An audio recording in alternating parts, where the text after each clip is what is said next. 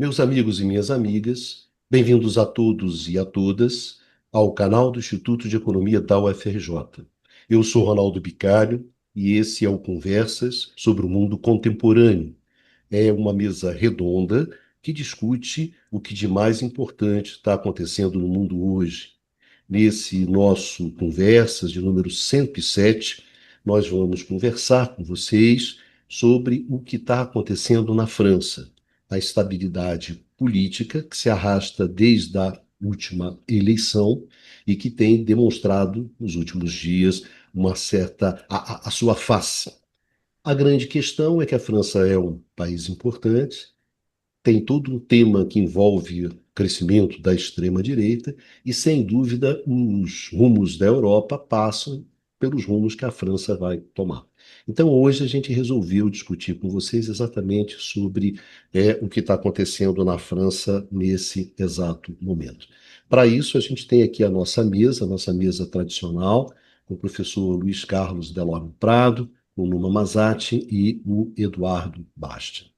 Pois bem, antes de começar o programa, eu gostaria de dar três lembretes para vocês.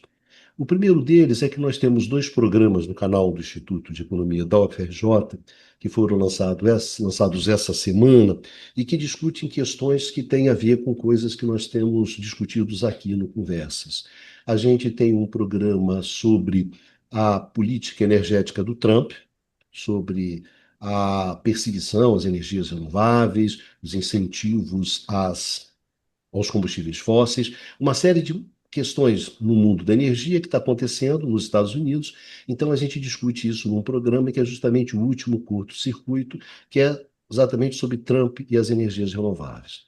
Outra questão importante, um amigo nosso, Marcelo Colomar, está começando um programa sobre gás, e o primeiro programa dessa série, Gás e Transição, ele discute justamente gás, o gás, a China e o gás, a partir do anúncio da construção de um novo gasoduto, Sibéria 2, ligando a Rússia à China. Então, todos os desdobramentos sobre o mercado de gás, todos os desdobramentos geopolíticos têm nesse programa Gás e Transição, que vocês encontram lá no canal do Instituto. Então, esses dois programas, o curto-circuito sobre o Trump, a política energética do Trump e as novas mudanças na geopolítica do gás, a partir da forte aproximação entre China e Rússia, vocês encontram nesses dois programas lá no canal do Instituto de Economia da UFRJ. Em terceiro lugar, se vocês querem ouvir esse programa na forma de podcast, basta vocês procurarem nos tocadores, nos players de podcast por canal IE-FRJ, que vocês encontram, então, esse programa no formato de podcast. Dito isso, vamos para a nossa discussão de hoje sobre o que está acontecendo na França, começando com o nosso querido decano Luiz Carlos Prado. Pradinho, como sempre, comece aí, abra a discussão. Meu cara, primeiro é um prazer estar aqui de novo, né? Tanta coisa acontecendo no mundo, mas vamos ao tema. Nos últimos 2 anos, né, desde 2022, cinco primeiros-ministros ocuparam essa função na França, né? Se a gente contar duas vezes o caso do último primeiro-ministro, bem jovem, indicado pelo foi que passou menos de um mês como primeiro-ministro, depois renunciou, né, que é o Sebastião Lecornu, e retornou novamente, né? Então, na verdade, seriam seis, né? Você repete o mesmo primeiro-ministro depois de um período que não fica muito claro se ele ia continuar ou não. Ah, Sob o ponto de vista da sociedade, há um sentimento de insatisfação com os governos franceses, várias manifestações têm ocorrido nesse período mais recente, a estrutura partidária muito dividida, o Macron não agrada a ninguém, ele não consegue nem obter apoio da esquerda, como Mélenchon, nem e a direita, obviamente, ele se coloca como adversário também. Então, é um presidente fraco, com um governo que encontra muitas dificuldades de implementar qualquer tipo de política consistente. Além disso, uma taxa de desemprego relativamente alta, de 7%, que também não ajuda dentro dessa conjuntura.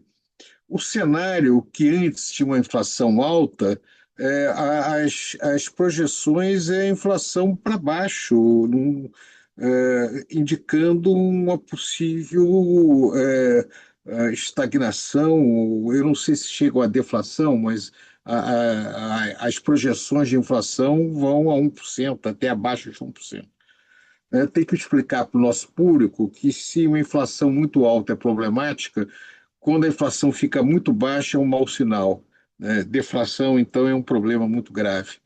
Mas, então, esses são dois aspectos que vale a pena aí colocar, né? Você olha os jornais de outros países da União Europeia, os jornais ingleses, os italianos sentem assim, um certo gosto por fazer aquele comentário de que agora a França está pior do que nós.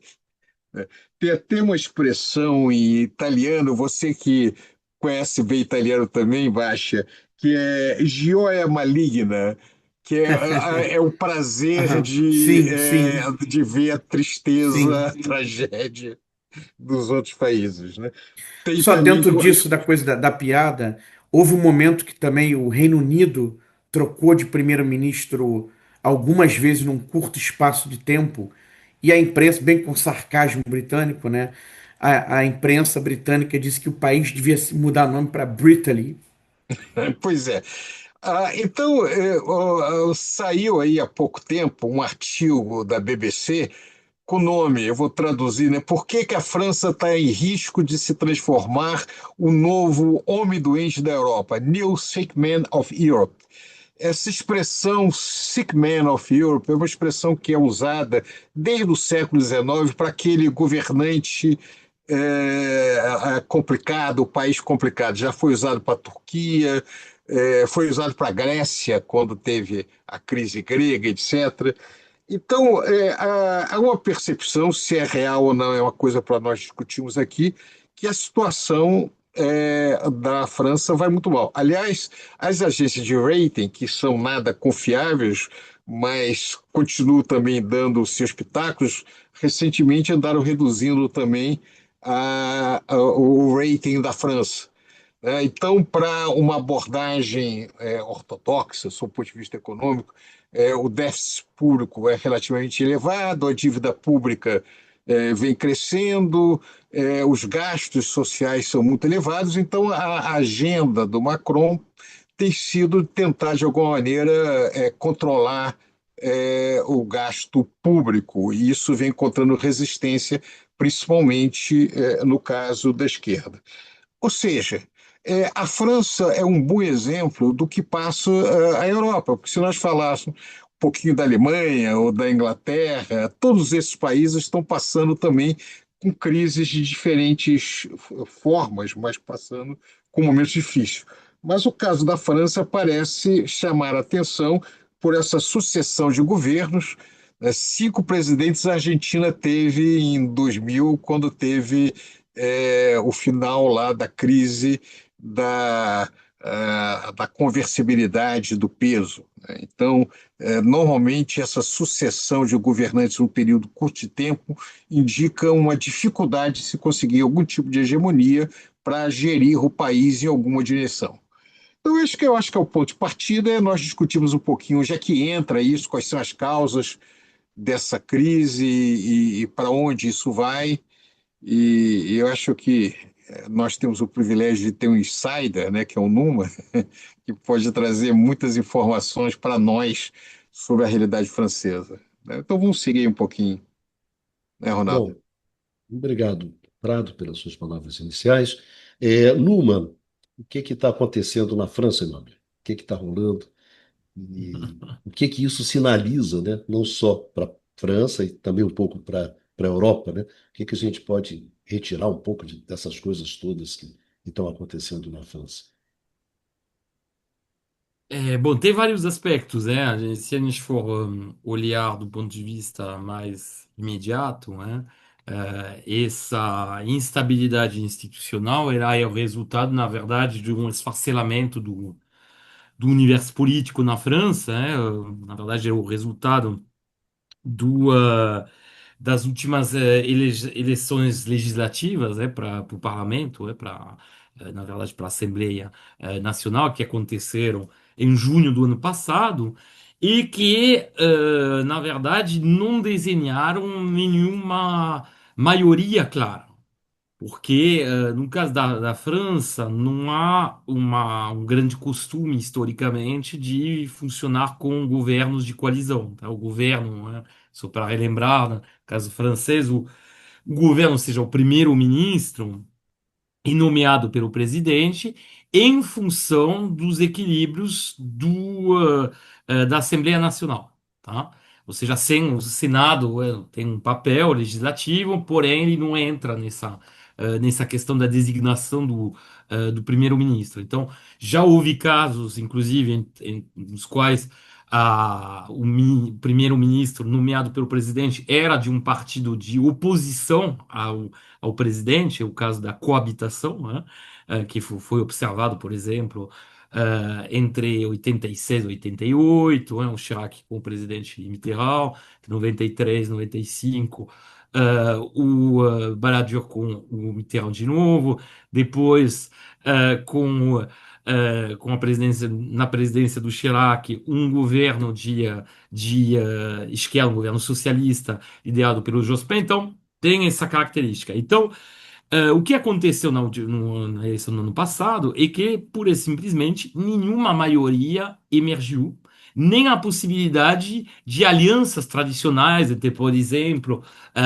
o centro e a direita tradicional, ou entre o centro e a esquerda. Nenhuma possibilidade, nenhum arranjo, na verdade, permite garantir uma maioria. Você tem, na verdade, hoje, né, três blocos que existem, tá? Um bloco que se encontra à extrema direita e que corresponde ao Rassemblement National, né? Ao partido da Marine Le Pen. Você tem um bloco central que vai juntar a direita, entre aspas, tradicional, herdeira do Sarkozy e do, e do Chirac, junto com o partido, os micropartidos que juntos formam o apoio ao Macron, né, seria o bloco central, e depois você tem um bloco de esquerda, onde se encontra o Partido Socialista e o LFI, tá? Que é o partido do Mélenchon. Sendo que nesse bloco de esquerda tem tensões muito grandes, porque na verdade bom, tem também os comunistas e os ah, ecologistas que são negligenciados.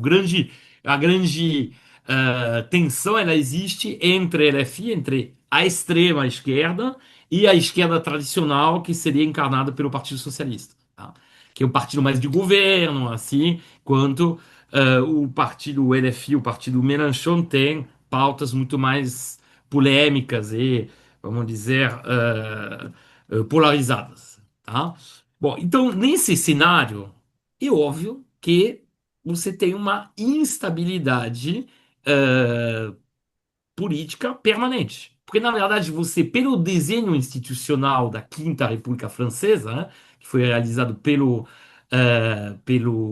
De Gaulle em 58, que começou em 58, por esse desenho, o presidente ele precisa lidar com bom, idealmente, com uma maioria da sua própria cor política, né, e, portanto, com um primeiro-ministro que vai ser alinhado com ele. Quando é o caso, aí é o presidente que manda, o primeiro-ministro é executante. Se por acaso você tiver uma maioria de oposição, como já aconteceu, como mencionei, aí nesse caso o presidente tem um lado meio decorativo para os assuntos internos, ele só tem como prerrogativa os assuntos externos, diplomáticos, militares, geopolíticos. E o problema é que, no caso onde estamos, na verdade, nem um caso nem outro. Na verdade, você tem um parlamento que pode usar o tempo todo uma ferramenta, tá? Que é a ferramenta da censura, né? Que, na verdade, corresponde ao artigo 49.3 da Constituição Francesa, que permite ao parlamento, à Assembleia Nacional, com a maioria mais um, de derrubar o governo. E o que tem acontecido sistematicamente. E o que provavelmente, inclusive, deve acontecer com o governo Le Cornu, né, que é o nosso novo primeiro-ministro. Ou seja, a gente entrou num período de instabilidade fundamental, porque as pautas são tão diferentes entre os partidos e tem tantos pontos de racha que isso, obviamente, gera uma instabilidade sistemática. Porque, por exemplo, o elemento que foi usado como elemento de negociação pelo Le Cornu para evitar a censura por parte do Partido Socialista, né? Que representa, que tem um pouco mais de 100 deputados, que representaria mais ou menos um pouco menos de 20% dos deputados. O que foi usado por ele foi pura e simplesmente o abandono da reforma da Previdência, que elevava a idade de aposentadoria de 62 para 64 anos. O problema é que, ao fazer isso, o Le Cornu se aliena um grupo que até então tinha trabalhado com o governo, que compõe, aliás, uma parte desse próprio governo que ele nomeou, que é a direita tradicional, que puxa há muito tempo e que fazia questão dessa reforma. E até uma parte dos próprios deputados macronistas, ou seja, dos partidos apoiando o Macron. Tá? Então, isso gera. Então, provavelmente o que vai acontecer é que isso vai dar. Obviamente, isso vai criar rachas e rearranjos, possibilitando uma nova censura, tá? Inclusive porque, para não correr esse risco imediato de ter uma censura em cima da abrogação dessa lei, vamos dizer, da suspensão dessa lei da aposentadoria, sobre a aposentadoria, em vez de passar uma lei corretiva, a decisão do governo Le Cornu foi de passar isso junto com a lei de finanças. Ou seja, é muito provável que você tenha uma censura em cima da lei de finanças, porque isso vai estar junto com outras coisas ou seja, é uma ingovernabilidade. Aí, do ponto de vista estrutural, o Luiz Carlos já colocou algumas coisas, mas eu acho que assim, tem que colocar nuances, tá? Porque se a gente for olhar em termos de desempenho, que seja em termos de nível de emprego, em termos de crescimento, a França não está muito diferente do resto dos países europeus. Inclusive está melhor que a Alemanha, por exemplo, em termos de crescimento nos últimos anos, tá? Num período pós-Covid, até porque teve política fiscal de expansão, né? Expansionista, relativamente expansionista, né? Para lutar contra os efeitos da pandemia, a retomada foi maior na França do que na Alemanha. O problema é usar os critérios que você usa. Justamente, a França não é um país com disciplina orçamentária. Então, nesse sentido, é diferente da Alemanha ou, mais recentemente, da Itália da Meloni. A Itália, por exemplo, é citada como um exemplo de estabilidade, que está indo muito bem, as agências de notações melhoraram as notas da Itália. Um pequeno problema: você teve uma queda de 11% do salário real hoje em relação ao pré-pandemia. Na França, o salário real aumentou de 4%. Ou seja, depende, obviamente, dos critérios que você vai usar. Depois, a questão da taxa de desemprego. Uma taxa de desemprego, ela depende, na verdade, em si ela não quer dizer nada. A taxa de desemprego ela tem que ser conectada com o tipo de estado de bem-estar social que você tem. Ora, no caso francês, você tem ainda, apesar das reformas sucessivas que foram enfraquecendo o arcabouço de estado de bem-estar social do país, você ainda tem, assim, uma proteção grande do trabalhador. E tanto a nível da, obviamente, das demissões, quanto também em termos de seguro-desemprego. Então, você tem um sistema de bem-estar social, um sistema de transferências, que necessariamente, a menos que tivesse, obviamente, um crescimento muito acelerado, que não é caso da França, mas não é caso de nenhum país europeu, né? E um sistema que, obviamente, estimula, enfim, não estimula, mas permite que você tenha uma taxa de desemprego relativamente alta. E óbvio que em países, será, como o Reino Unido, onde o sistema de bem-estar social foi reduzido imensamente, só sobrou basicamente o NHS, o Sistema de Saúde Nacional, bom, lá o Job Center, bom, as condições para você ter acesso a seguro-desemprego são tão difíceis que, de fato, não tem muita gente desempregada porque você não conseguia sobreviver, tá? No caso da França, você tem assim uma série de, vamos dizer, de transferências que permitem que você possa, pelo contrário, passar bastante tempo. Você tem uma renda mínima de inserção, assim, que na verdade como se fosse aquela renda universal, já tem isso há mais de 30 anos. Então, você tem assim um sistema de bem-estar social que permite isso.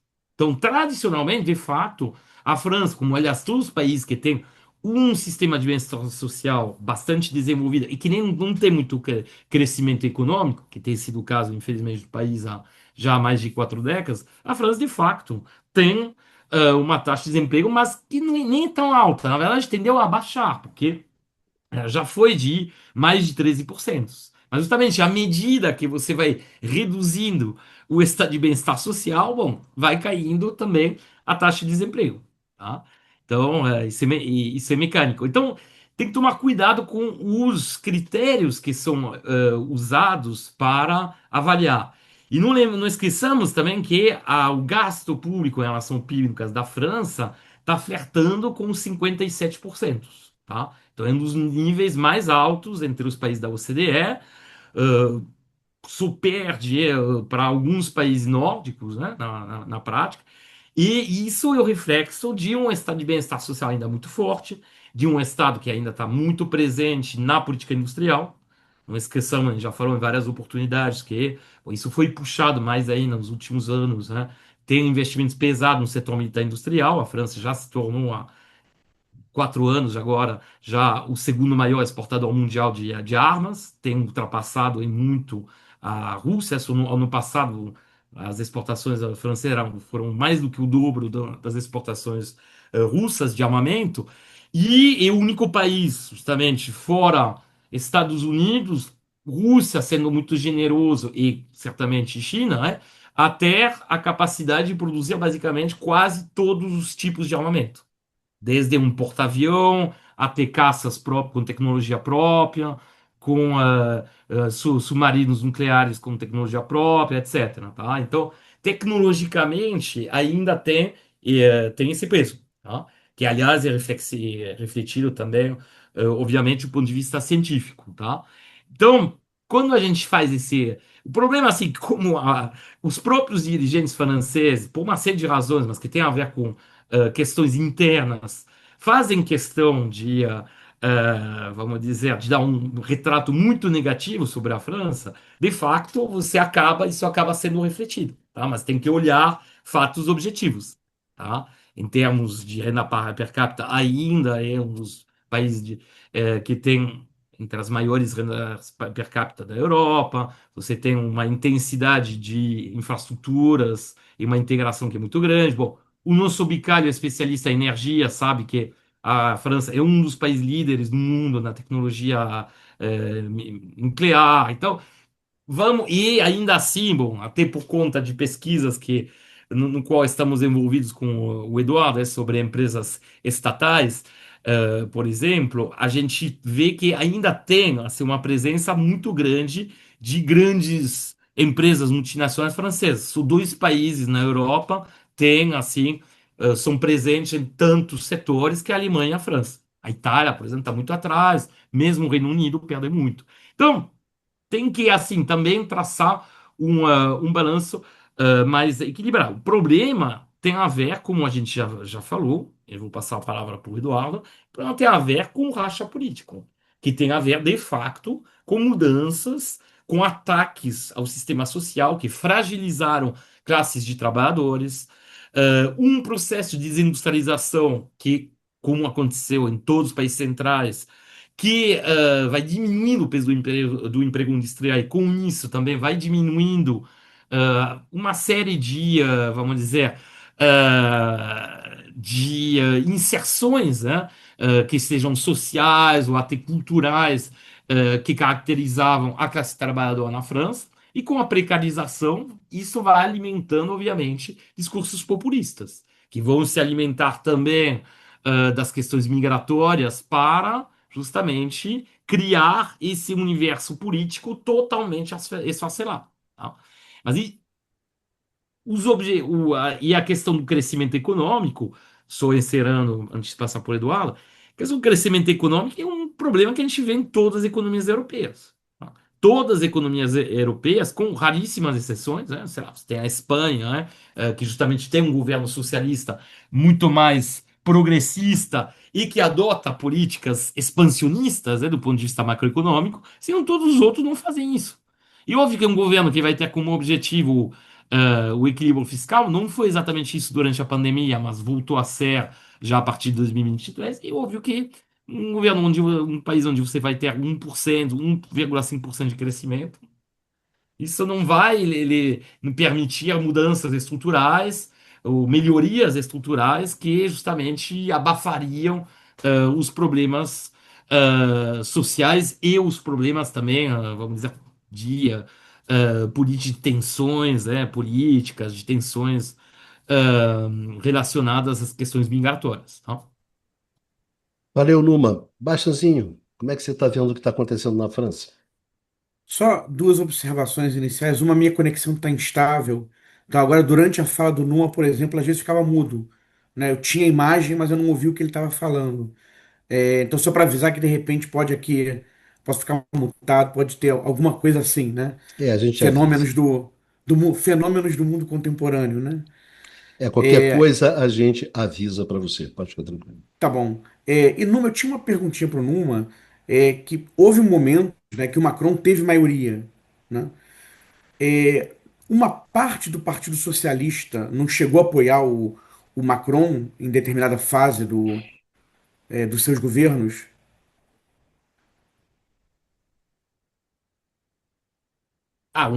Sim, mas aí, bom, que eu não queria aborrecer os nossos ouvintes com detalhes, porque na verdade, bom, o Partido Socialista já fez desde 83, se converteu a políticas macroeconômicas mais neoliberais, tá? Porém, mantendo a parte social. Então, é isso que distingue basicamente a direita clássica, o centro-direita, do Partido Socialista, que o Partido Socialista era mais para conservar, vamos dizer, o arcabouço do estado de bem-estar social. Só que, particularmente durante a presidência do Hollande, que foi entre 2012 e 2017, aí já teve uma guinada do Partido Socialista, da parte da direita do Partido Socialista, já na direção até de começar a diminuir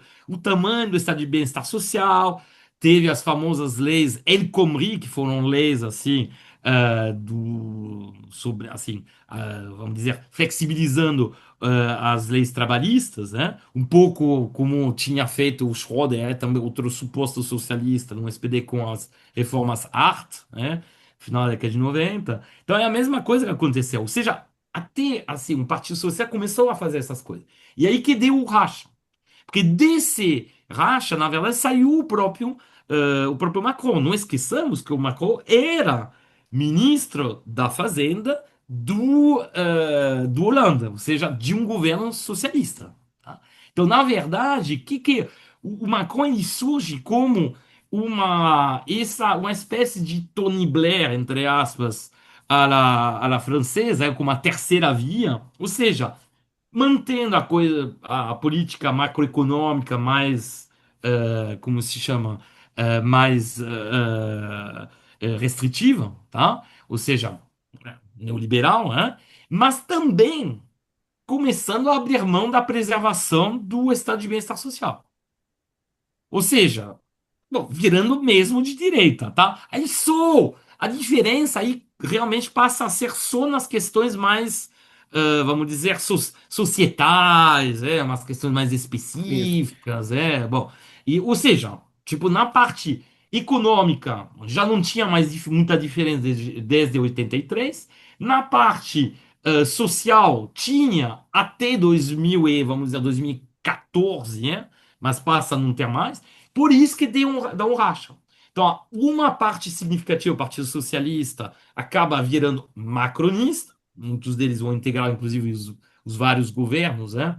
Desde o primeiro até hoje, mas hoje já não tem mais tanto, né? Mas uma parte mantém o rótulo de Partido Socialista e a parte que constituía a ala da esquerda do Partido Socialista.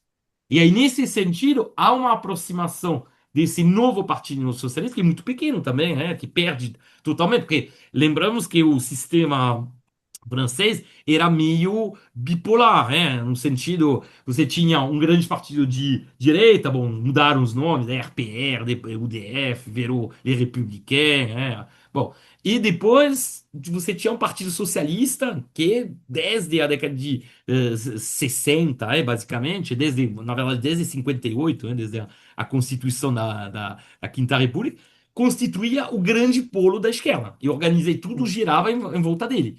Lá não é mais o caso. Você passa a ter assim, Sim. um monte de partido, inclusive o Mélenchon inicialmente dominando o campo da esquerda. Isso já foi reequilibrada com essa última votação, que marcou assim, vamos dizer, uma renovação do Partido Socialista, que voltou a ser um partido, sim, bastante relevante. Deixa eu pegar daí, é exatamente esse o gancho que eu queria, né? Obrigado, né, pela.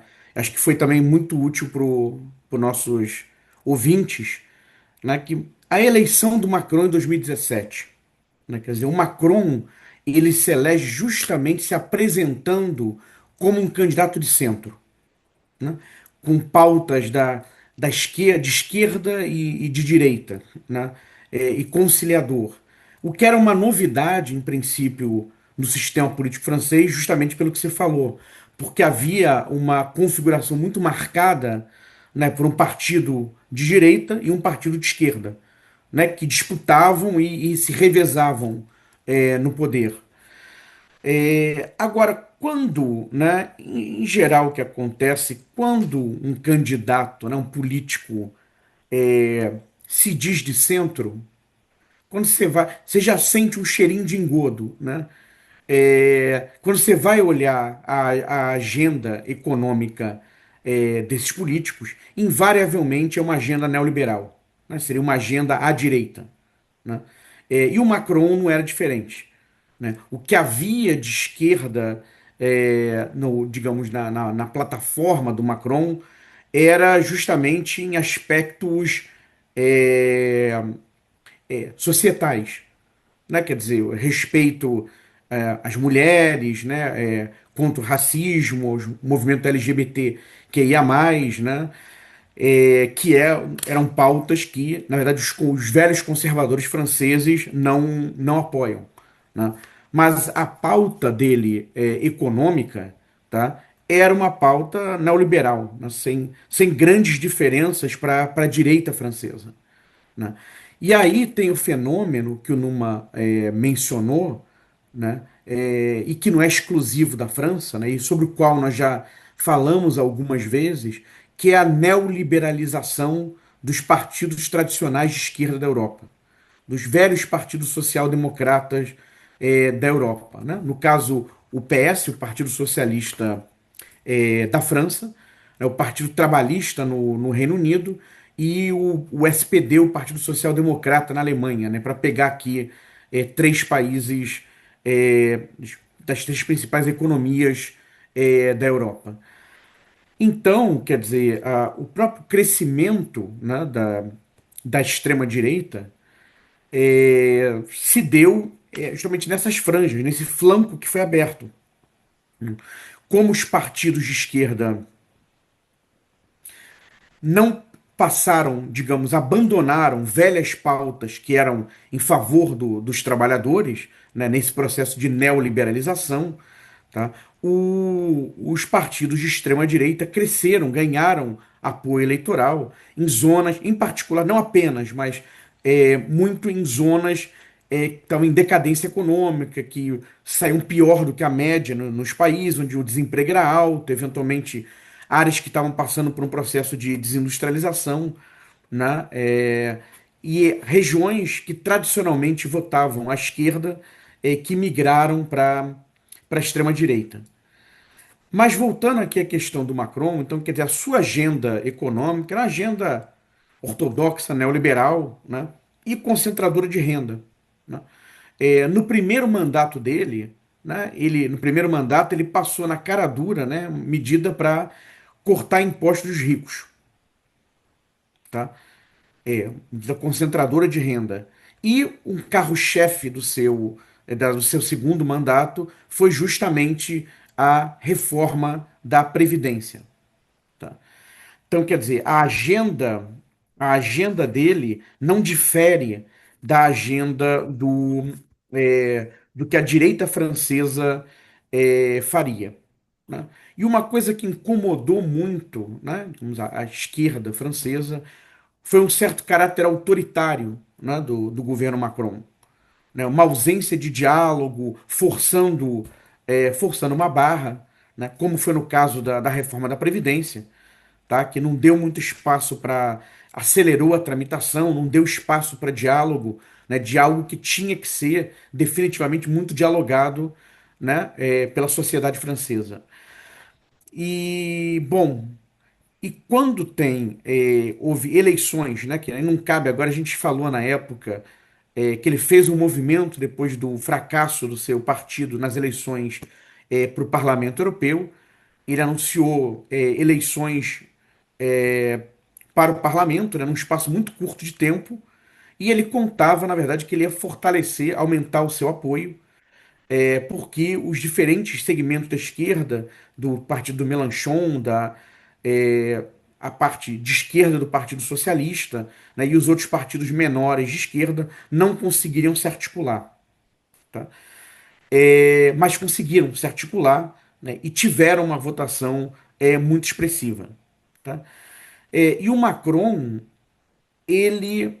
Bom, nesse momento criou-se aquilo que o Numa falou, que é o que a gente no xadrez chama de um stalemate. Né? É, Era muito difícil fazer qualquer composição. Mas, de todo modo, ele não aceitou chamar esses partidos de esquerda, né, e colocar um primeiro-ministro que fosse mais ao gosto desses partidos que saíram vitoriosos na eleição. Tá? Então, é uma coisa que eu queria chamar a atenção, tá? É que esse déficit democrático, tá, na França, e justamente é um impasse, né? É um impasse político, mas que vai refletir, no final das contas, né? Tem como substrato, né, uma disputa econômica, né? De quem paga a conta, né? It's still the same old story. Quem paga a conta? E é um momento, então, de indefinição política, mas é claro que isso coloca, né, quer dizer, essa crise, ela certamente está fortalecendo o Rassemblement Nacional, a extrema-direita, né, que possivelmente, se as eleições presidenciais fossem hoje, eu não sei se o Numa deve acompanhar, se eles fazem polls lá, possivelmente sairia vencedor. Tá? Mas então, quer dizer, o Macron, né, no final das contas, o seu grande, entre aspas, legado foi bom, levou o país a essa situação de indefinição e ao longo do seu governo ele fortaleceu a extrema-direita francesa, né, que começa, bom, cada vez mais a ter chances reais de chegar ao poder no país. Aí eu passo, Luiz Carlos quer falar, eu acho. Tá, é isso aí, Pradinho. Um pequeno comentário. Esse negócio de fortalecimento da extrema-direita francesa foi um comentário que o Varoufakis fez quando deu o apoio dele ao Macron, ao justamente ao Macron no segundo turno das eleições, né? Então o Varoufakis, lá o grego, falou: cara, se você não, não mudar essa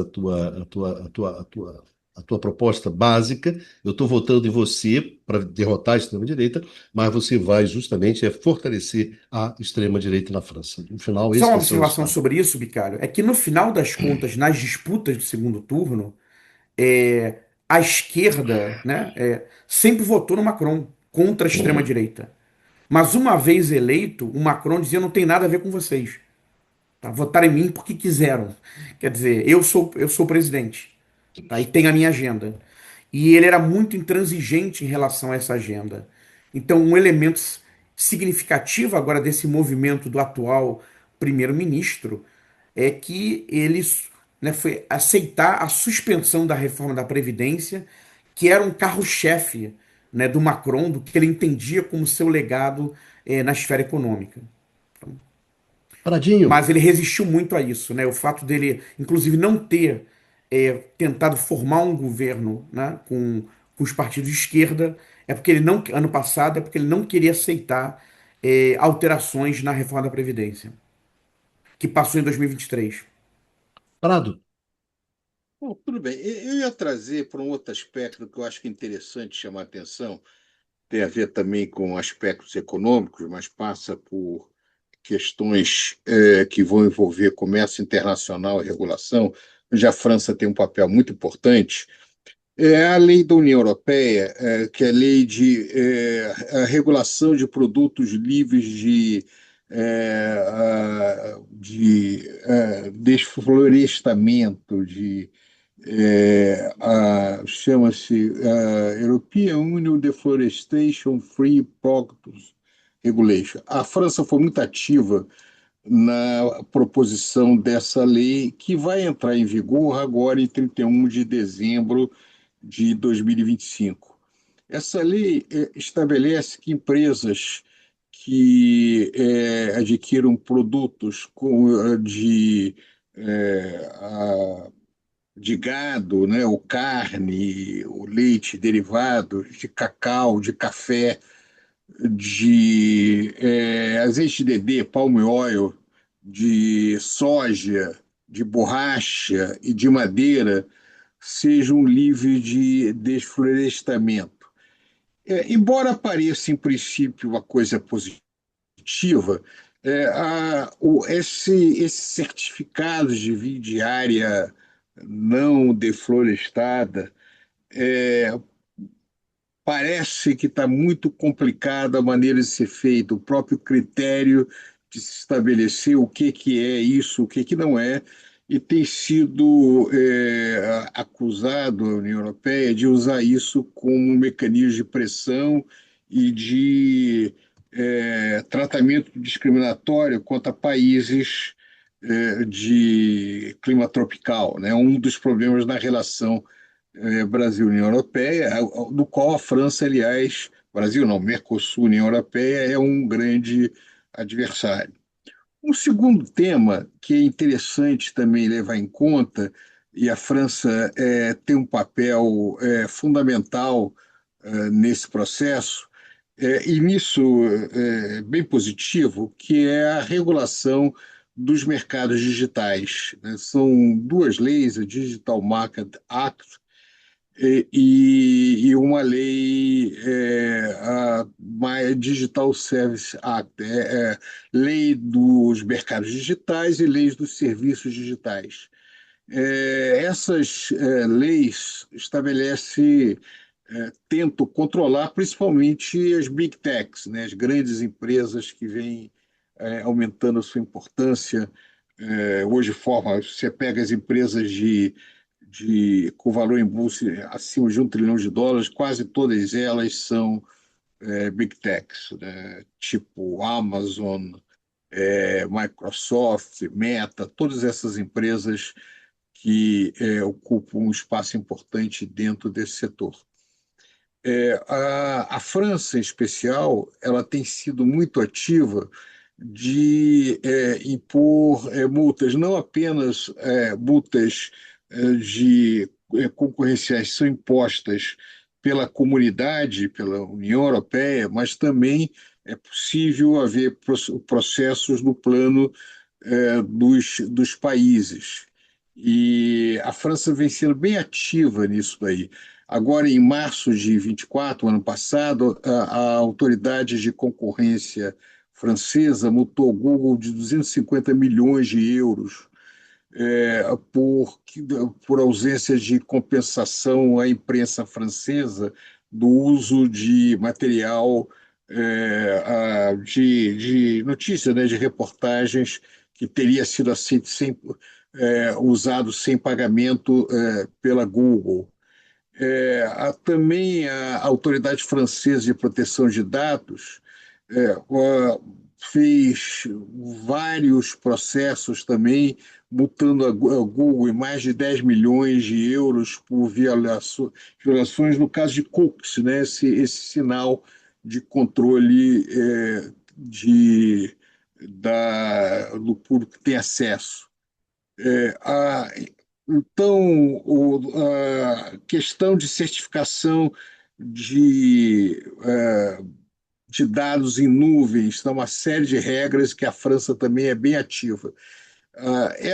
A influência da Europa na construção desses controles de Big Techs, que no caso o Brasil agora está com um projeto que acabou de ser encaminhado pelo governo Lula, de regulação de Big Tech. Na verdade, são três projetos. Um deles, que é muito importante dentro da área econômica, em parte há elementos que a gente pode ver que foram, em parte, não totalmente, mas em parte influenciado pela experiência europeia e também do Reino Unido.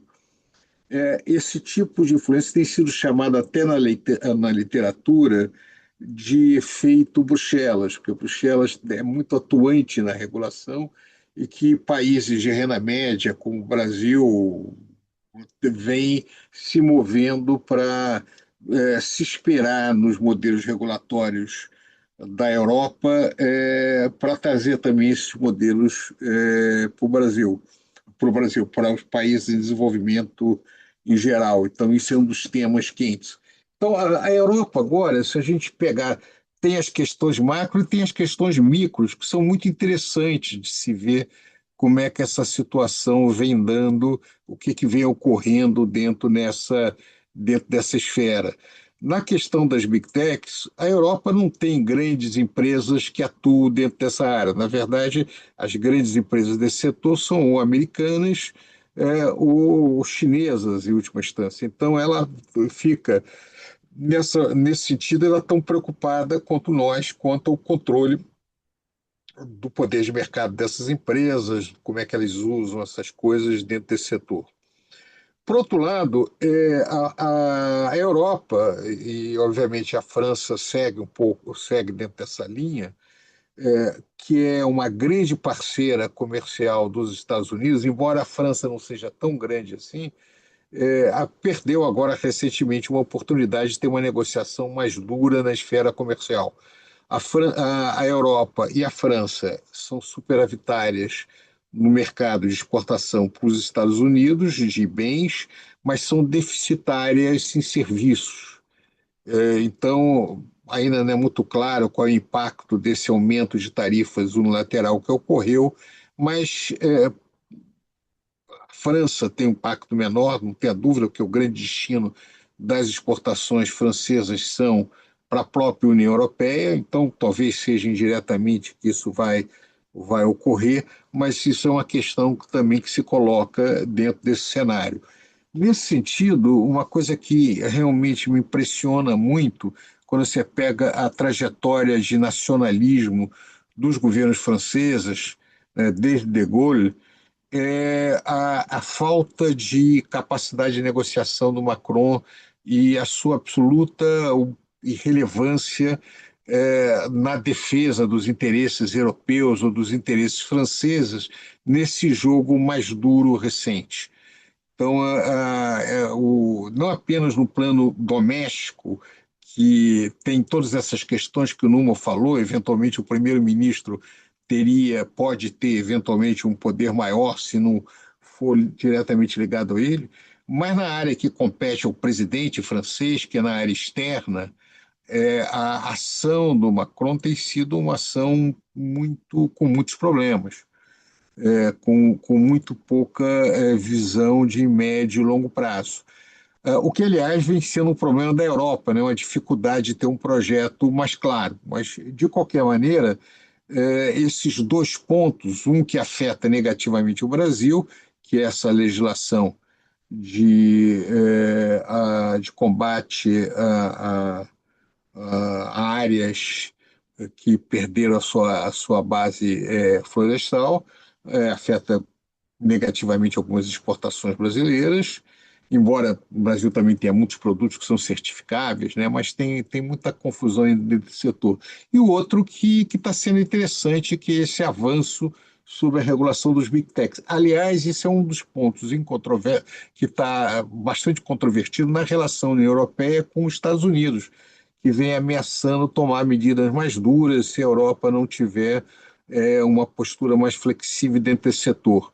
E os principais executivos e os principais acionistas dessas grandes corporações vêm usando muito o governo Trump, reclamando muito da ação da Europa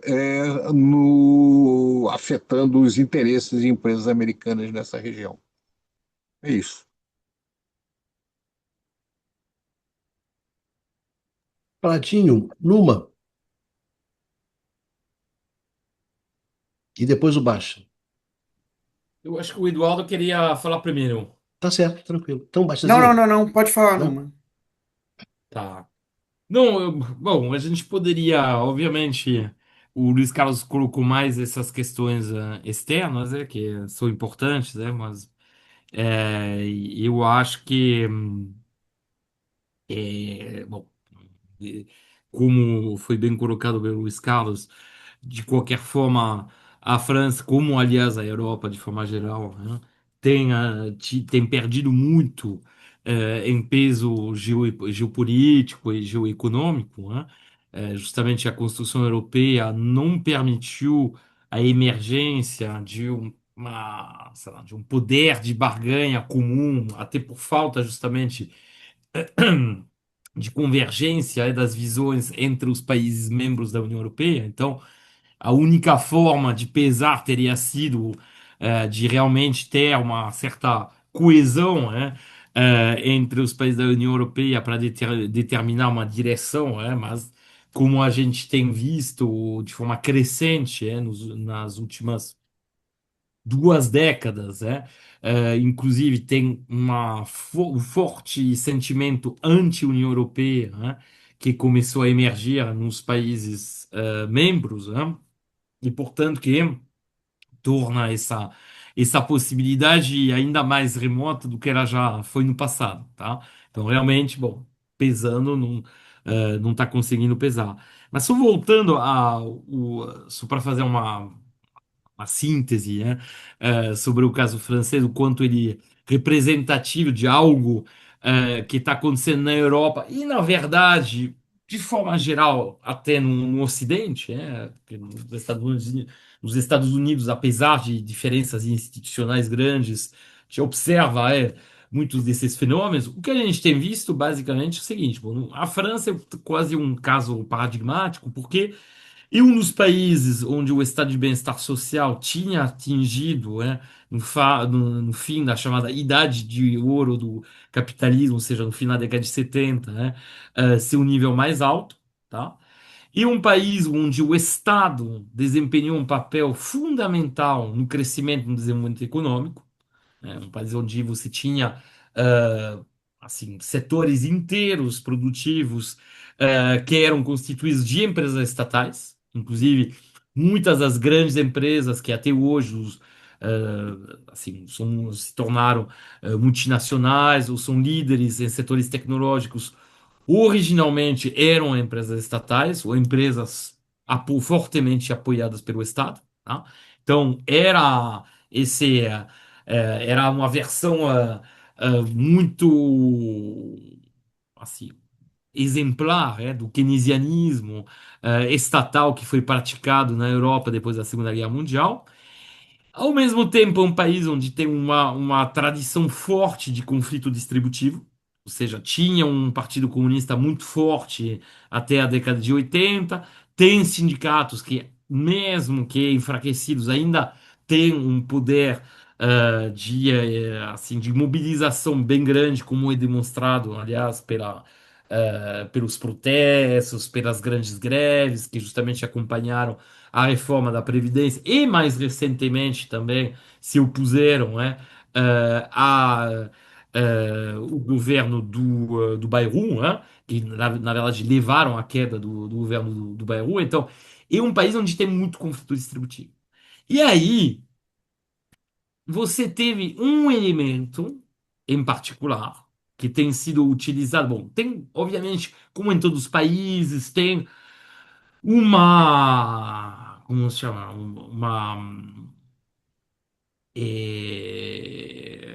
Um paradigma assim da mídia, um paradigma até de parte da academia que foi apoiando reformas neoliberais, tá? Então, você pode dizer que isso é um elemento comum, então a intelectualidade acompanhou esse movimento também, essa conversão, por exemplo, do Partido Socialista a partir de 83 a políticas mais ortodoxas, do ponto de vista macroeconômico, ou seja, uma visão muito baseada na estabilidade da moeda, muito baseada na contenção do gasto público. Essas visões, tá, elas existem, elas certamente têm esse elemento. Só que, ao mesmo tempo, como eu já falei, tem uma forte resistência, vamos dizer, política e social do ponto de vista trabalhista. Tá? Aí uma forma que foi encontrada de rachar, né, essa resistência, de enfraquecer essa resistência, como em muitos outros países, foi justamente o surgimento de um discurso xenófobo, de um discurso anti-imigração, que tem se encarnado no Front Nacional, que virou Rassemblement Nacional, ou seja, na extrema-direita, tá? Que tem, bom, hoje oscila entre os 30% e 35% dos votos. Bom, tive na última eleição presidencial, chegar a mais de 40% no segundo turno, né? Ou seja, tem uma força muito grande, como na Itália. E isso é uma forma que encontraram os capitalistas na França, que encontraram também, que encontrou a direita, na verdade, para rachar a resistência a reformas sociais. Porque aí é algo que vai perpassando. Se você for olhar, infelizmente, hoje tem uma parcela significativa dos trabalhadores de renda mais baixa que aderem aí, que tem uma adesão às ideias anti-migrante, vamos dizer, anti-estrangeiros, né, na França. Tá? E isso tem realmente rachado o universo político.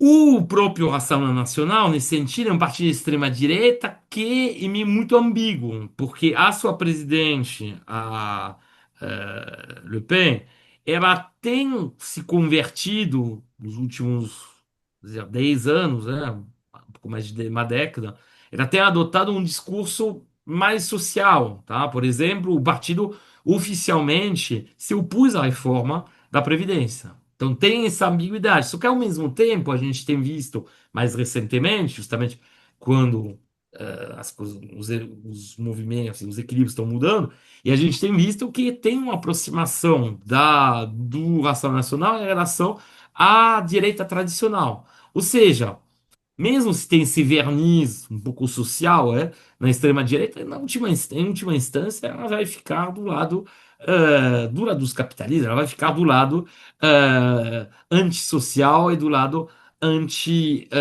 vamos dizer, anti-Estado, no final das contas. Então, a gente vê que tem muitas ambiguidades, tem muitas coisas que estão jogadas e que a gente observa em outros países, tá? Porque na Itália também se usa muito esse tema dos migrantes, da imigração, que na verdade nem tanto, e mais ligado a racismo mesmo e a xenofobia, porque no discurso desses dirigentes, o foco deles, tudo bem, a imigração mesmo, ou seja, as pessoas que entram, mas ele também abre os franceses de origem estrangeira, tá? Então a gente vê que a França ela cristaliza tudo isso e infelizmente cristaliza essa consolidação da extrema direita e bom, como já colocou o Eduardo, infelizmente não é impossível que caso haja uma eleição legislativa, se o Macron tiver que dissolver de novo, ou seja, tiver que convocar de novo novas eleições para a a Assembleia Nacional, ou se mesmo, bom, esperamos a próxima eleição presidencial, tá? Mas então a gente vê que isso é junto também com um ataque com os trabalhadores, um ataque com o Estado, com a presença do Estado e a influência do Estado sobre a economia. Paradinho? Ou Eu queria baixa? Ah, falar, baixa, eu né? queria, Baixa. Desculpe, baixa. é, Era você. não só dentro disso que o Numa falou, né, que talvez o nosso ouvinte possa se perguntar, né, como o Numa tinha comentado anteriormente, que você ainda tem que ainda se tem na França, né, um estado de bem-estar social relevante, né, que o gasto público sobre o PIB, né, é de 57%, que é um valor elevado na comparação com outros países da região. Mas o que acontece, tá, é que, bom, evidentemente, tá, como isso já foi falado, a gente já falou isso em algumas outras oportunidades, se for comparar, né, um trabalhador médio na França, as condições dele de vida são muito superiores, né, aqui para um trabalhador num país asiático, né, mas tirando o Japão, né, Coreia. Mas o que interessa, na verdade, para o trabalhador francês, né, é esse dado, né? Isso não interessa nada para ele. O que interessa a ele, o que ele percebe, é que ele está pior ao que ele era na década passada, mas ainda há 20 anos atrás. Quer dizer, há uma percepção de piora da qualidade de vida, de deterioração da qualidade de vida. Tá? E é isso, daí que vem a insatisfação, tá? É uma percepção real, né? Não é imaginária. Ela realmente isso tem ocorrido é, em boa medida, tá? Claro que não para todos, mas para o pessoal mais pobre, sim. E bom, e justamente a extrema-direita instrumentaliza, né, os imigrantes, né, utiliza os imigrantes como bode expiatório, né, para essa deterioração na qualidade de vida. Tá? Aí eles argumentam: sua vida está piorando porque tem essa entrada de imigrantes, eles sobrecarregam o sistema de saúde, né, sobrecarregam outros serviços públicos, tá? Fora a discussão também que eles fazem da questão dos valores, da identidade francesa, mas do ponto de vista econômico, né, a extrema-direita culpa os imigrantes pela piora na qualidade de vida do cidadão francês. Mas quanto na realidade isso está ligado a políticas e a opções de política econômica feitas pelos governos, tá? Mas o fato é que esse discurso anti-imigração, tá? Que certamente é turbinado também por um certo nível de racismo já existente na sociedade, ele acaba funcionando em muitos dos casos. E é algo muito preocupante, né? Agora, novamente, não é um fenômeno exclusivo da França, né? Isso é um fenômeno que tem sido observado quase que de maneira integral nos países da Europa Ocidental.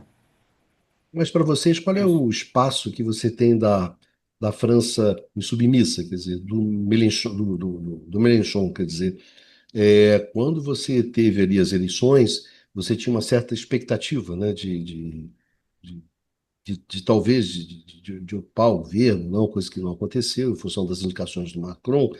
E às vezes tem essa questão, né? Uma questão de que você acusa o Mélenchon de ter um radicalismo muito grande, etc, etc, etc, e acaba inviabilizando eleitoralmente, ou inviabilizando o acesso ao poder. Agora, por outro lado, você tem uma crítica, poxa, mas se você também tem uma crítica que é quer dizer, um enfrentamento que é um enfrentamento que, na verdade, não tem enfrentamento, ou aquela velha discussão, né?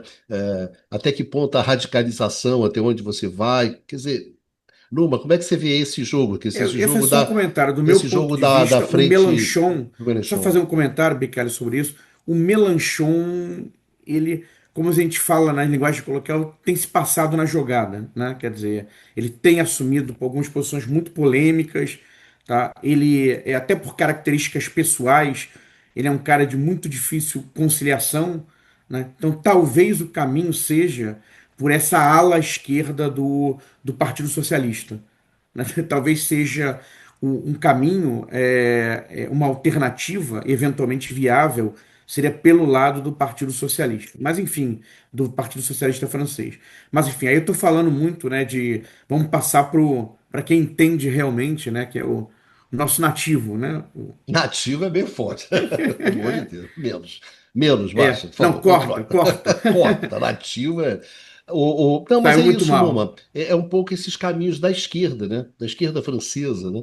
Dessa coisa, vou radicalizar, não vou radicalizar, etc, etc, etc. As soluções de centro acabam, no final, fortalecendo a extrema-direita. Quer dizer, essa que é uma discussão forte, né? Que é uma discussão recorrente, que não é uma discussão nova, não estamos falando mais que segue na mesa, né? Né, Pradinho? Radicaliza ou não radicaliza? Sem dúvida. Pois é, eu vou falar uma coisa para vocês, que a gente fala muito sobre economia e procura trabalhar em cima dos dados, mas um pouco do aspecto subjetivo, a percepção, eu acho muito importante. Eu fui ver há pouco tempo um filme de um grande diretor francês, François Truffaut, que foi muito importante na minha juventude. Eu vi vários filmes dele, mas revi esse Beijos Proibidos na tradução em português, quer dizer, na verdade seria Beijos Roubados, aí você faz uma tradução literal. E aí tem um personagem que é Antoine Doinel, não sei se eu pronunciei adequadamente, Numa, que é o famoso ator Jean-Pierre Léaud, que foi um personagem, foi um ator muito importante para Foucault, para Truffaut. o cinema francês em geral e também especificamente para o Truffaut que a gente está Que é tratando uma aqui. espécie de alter ego. É, pois é. Mas o que me chamou a atenção é um filme belíssimo, um filme. Eu saí realmente muito feliz de ter revisto esse filme.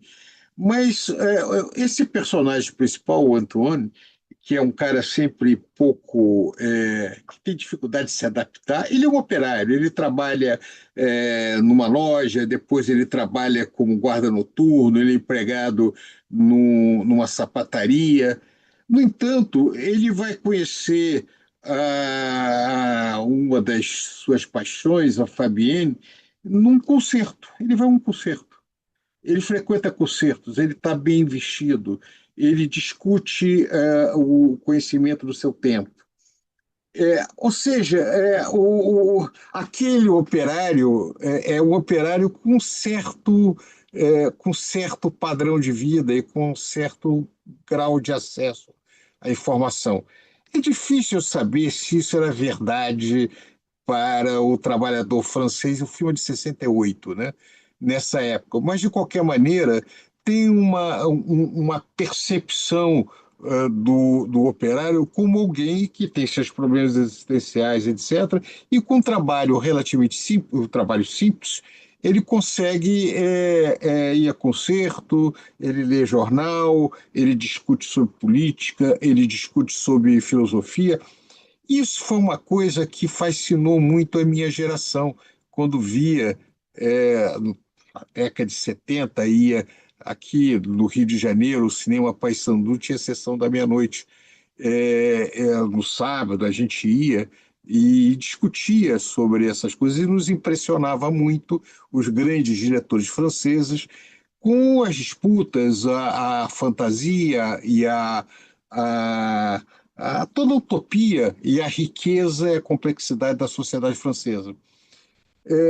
Se por um lado, como o Numa chamou a atenção, continua sendo muito poderosa a sociedade francesa no sentido de manter uma agenda de bem-estar social ainda viva, a impressão que me dá é que perdeu muita potência. Eu não consigo olhar para a França mais com a maneira, com uma certa admiração de que nós tínhamos algumas décadas atrás. É claro que isso era fantasia, porque a França também foi um terrível colonizador, tinha uma relação com a África péssima. A história da colonização francesa não é uma história bonita, mas tinha esses aspectos bastante interessantes. Então, ao olhar uma certa perda dessa utopia europeia, essa decadência europeia, me incomoda muito. Quer dizer, eu olho para aquilo e digo, poxa, nós tínhamos fantasia de que esta era um espaço que seria um elemento de influência positiva sobre todos nós. Ainda é muito melhor do que a realidade americana, não tenha dúvida, etc., mas perdeu capacidade de formulação de ideia, aquilo que hoje você chama de soft power, né? E quando a gente analisa a situação francesa, é isso, é uma deterioração e falta de grandes nomes, né, de pessoas que contribuam por alguma maneira de alterar esse cenário. Bem, espero que mude, mas as perspectivas que eu vejo da Europa não são tão otimistas como eu gostaria. É isso. Tá bom. Numa, você quer fazer algum comentário sobre essa questão do pouco do futuro da esquerda francesa, o que está colocado na mesa, ou pelo menos qual é a questão básica que vai estar em É, jogo? só um comentário, só interessante, né? Porque a minha visão da França era uma visão distante de alguém aqui na América do Sul, olhando a França. Eu sei, você é infinitamente mais jovem do que eu, mas tem seus pais, a sua percepção. Mas eu não sei como é que você percebe as mudanças francesas agora. Isso é uma coisa interessante para comentar, né? Rapidamente, porque o nosso tempo está acabando aí. Olha, Bicário, eu não me arriscaria, né? Mas o que você tem, de facto, assim, dentro da esquerda é difícil, você tem rachas que apareceram, né, crescentes por exemplo, a união, assim, pragmática, entre aspas, que aconteceu, nas Interessante. eleições do ano passado, né? Isso. Eleições para deputados, né, do ano passado, eu não, nesse instante, por exemplo, ela não Não. aconteceria de novo. Tá? Então, porque assim, tem um distanciamento, né, entre as pautas dos partidos, né, que faz com que, por exemplo, se a gente for pegar o LFI, o Partido Mélenchon, ele tem adotado, assim, ele tem puxado, né, muitas pautas que são, vamos dizer, mais específicas, mais ligadas às questões, a questões muito particulares, de uma certa forma, tá? Como, por exemplo, dá um exemplo numa para a gente ter ideia. Bom, sei lá, sobre. Agora é difícil dar, tá meio tarde. Mas. questões, por exemplo, privilegiar questões, vamos dizer, externas, por exemplo, sei lá, questão, por exemplo, do conflito entre, eh, eh, como se chama? Entre palestinos e israelenses, tá? Bom, você tem assim, você tem isso, uma questão que obviamente tem um peso grande, né, na sociedade francesa, mas também não é a preocupação principal da maioria da população, tá? Então, inclusive, bom, mesmo depois de muitas hesitações, até o próprio Macron finalmente reconheceu, enfim, a França reconheceu através do Macron, o Estado da Palestina, tá? Então a gente vê que alguma melhoria tem, mas não pode ser uma pauta exclusiva, tá? Você não pode. O problema, assim, mais é que o EDFI olha muito para pautas que não são necessariamente, não juntam necessariamente Não agregam. todo mundo à esquerda, né? Problema de agregar, né? De juntar. Não agregam isso, não Esse, agregam esse é um problema tanto. hoje complicado na Por esquerda. exemplo, a esquerda na França tem uma tradição que relativamente, que não é sistemática, mas tem uma tradição relativamente laica, tá? E ele tenha apoiado, por exemplo, certos tipos de manifestações religiosas que entram um pouco em contradição com essa tradição laica, tá? Esse é um É. outro exemplo, né? Então, enfim, são questões e tem uma forma de fazer política que é diferente. Na verdade, o LFI se coloca mesmo se o Mélenchon tem pretensão de ser de chegar o Podia, né? sonho dele era ser presidente, mas não se coloca tanto na perspectiva de um partido governo. Ou seja, não tem jeito. Ele, enfim, não tem mais de 20%. Então tem que fazer, se quiser chegar ao poder, e se quiser que a esquerda chegue ao poder, tem que se aliar com os outros. Tá? E para se aliar com os outros, tem que fazer, obviamente, tem que ser Concessões. capaz de Algumas negociar concessões, claro. A as questão sempre concessões, das tá? concessões, E novas não, concessões. não tem acontecido. Então, isso dificulta as coisas. Não, Então, esse certo. racha da esquerda, acho que é difícil ele ser resolvido, pelo menos no estágio atual, né? É o que dificulta, né? O que Hum, dificulta. O que, na verdade, se você pensar bem, quer dizer, essa direita tradicional que vai se esfarelando, que vai se enfraquecendo, né? E depois uma centro-esquerda que também se enfraquece, e bota aí, uma extrema esquerda ou mais à esquerda que não consegue ser uma alternativa, é que você vai pavimentando concretamente o caminho da extrema-direita, né? A partir do momento que você vai inviabilizando as alternativas, né? Então, chega uhum. num determinado momento, sobra quem, né? Aí de tantas eleições, tanto segundo turno, vai chegar uma hora que a extrema-direita vai levar, né? Ela, no mínimo, ela é competitiva hoje, ou Numa? A extrema-direita francesa, ela é competitiva eleitoralmente? É muito incompetente. Essa é uma vantagem geral da extrema esquerda, que Estou Da falando extrema-direita. da extrema-direita, se da ela é extrema, competitiva. da extrema direita, né? Extrema direita é que nem personagens dos irmãos Coen, né? E são muito Hum. malvados, mas são muito burros. Então, a vantagem é que Mas isso tem sido, não é só privilégio da França. Isso tem nos Não, livrado de mas eu muito gostei do problema no personagem Brasil dos irmãos também, né? Coen. É, bem irmãos Coen. Eles são muito não, violentos, mas são muito bons. a vantagem é que, por exemplo, na última eleição para deputado, eles demonstraram essa incompetência. Tipo, tinha candidatos que tinha um monte de candidatos que os quais encontraram fotos onde estavam vestidos de nazistas, sabe, umas coisas meio assim. Porque eles tentam oferecer uma imagem de respeitabilidade, um problema que Muito, Você tá? não viu a reportagem no Político sobre a base de apoio lá do Trump, as coisas completamente esdrúxulas que É, apareceram, saiu na imprensa agora. não, o Isso é uma risco, não, característica da extrema-direita, não apenas na França. No Brasil, na França, nos Estados Unidos, né? Ainda tudo junto. É uma coisa horrorosa.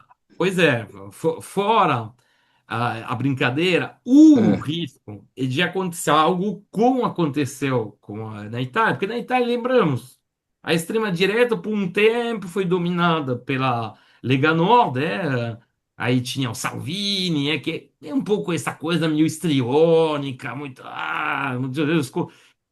sem quadros, tá?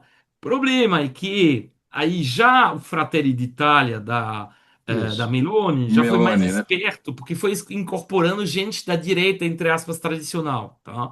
Eu fazer isso, bom, eles acabaram integrando já pessoas um pouquinho menos incompetentes, tá?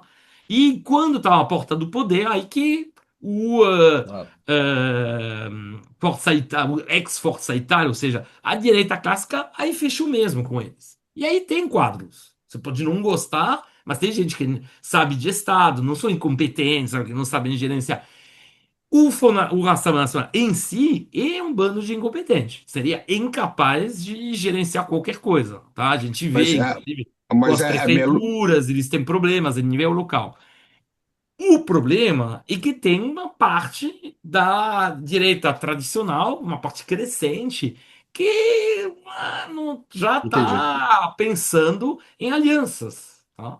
E aí, a se de Meloni está se fato, mostrando bem pragmática, né? Mais pragmática que a gente imaginava, né? Não, isso é e aí, outro programa, se, Prado. Como se diria o o Não, sim, Marcelo. Rassemblement Peraí, mas é Nacional só isso aí é outro comentário. portanto, programa. só concluindo, se ele for É. integrando mais gente da Hum, direita tradicional, vai se qualificando. aí é o risco, tá? Entendi. Esse é o problema.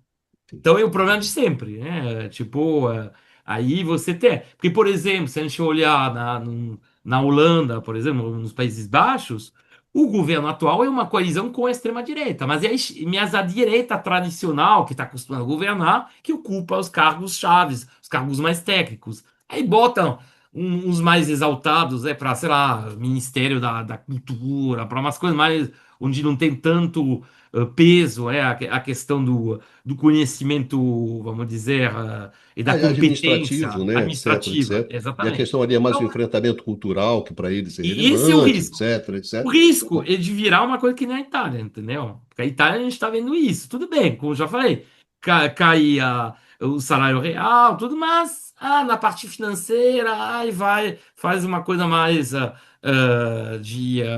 de rigor orçamentário, aí isso agrada o mercado, aí como por acaso a imprensa só fala bem, entendeu? isso. Então, esse a gente conhece, né, Vai o problema. normalizando, né? Vai Isso. normalizando. Bom, Sim. mesmo no caso de, vamos dizer, uma personagem, já falou recentemente sobre a Argentina, mesmo no caso de um personagem tão Isso, bizarro. problemático, controverso, bizarro como o Milei, mesmo assim eles conseguem elogiar. Bom, lá, mais recentemente as coisas tiveram que mudar um pouco, mas a gente tinha conversado sobre isso. Tinha essa ideia que, É, é, nossa, o Milei tinha controlado a inflação, etc. Bom, a gente viu que era tudo, como tinha já falado na época, era tudo pó no. Enfim. Não, mas eu acho que, para terminar, eu me lembro muito de uma discussão aqui mesmo entre a gente, com o Eduardo Costa Pinto aqui, que era essa questão de que a extrema-direita ela não tinha uma teoria de Estado, né? Ela não tinha uma teoria de Estado, ela não tinha quadros, ela não tinha um projeto para o Estado. E é evidente, eu concordo contigo, a partir do momento que a direita, o que também não tem nenhuma originalidade, né, que geralmente é a direita que abre as portas para a extrema-direita, né, historicamente, quer dizer, isso não tem nenhum tipo de novidade. Acontece que, na medida que a extrema-direita abre essa porta do poder e a extrema-direita chega ao poder, ela vai construindo ao longo do tempo a sua teoria de Estado, ela vai construindo os seus quadros, ela vai construindo, enfim, ela vai construindo o seu projeto, né, que também é um projeto em construção. Então é uma coisa que começa com os quadros dos outros, né? E depois, cara, não, pode deixar que eu comando a bodega aqui, porque eu aprendi a governar, eu aprendi a ocupar esse espaço, É. etc, etc, etc. E sem São, dúvida, a fragilidade da esquerda, o que a gente, na verdade, é essa a discussão, né?